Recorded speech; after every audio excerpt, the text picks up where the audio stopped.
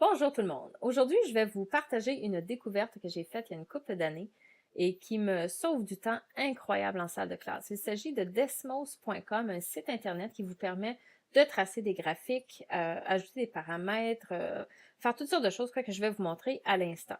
Allons-y en appuyant sur le bouton de lancement. Donc, comme dans tous les logiciels qui nous permettent de tracer des graphiques, Desmos nous permet d'insérer n'importe quelle équation et voir le résultat directement dans le plan cartésien.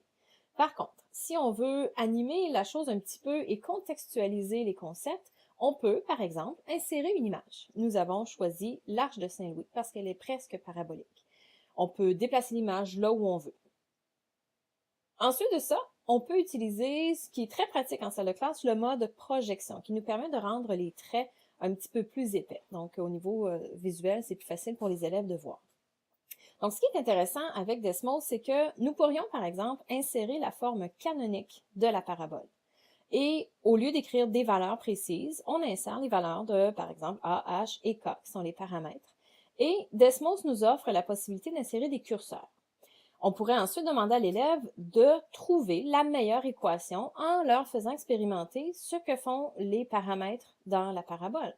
Donc, en faisant glisser les curseurs, on découvre que le A est l'élongation verticale, l'orientation de l'ouverture. On peut tranquillement voir que K, si j'élève sa grandeur, la parabole va monter dans les airs, etc. Donc, avec quelques manipulations simples, l'élève peut découvrir le rôle de chacun des paramètres.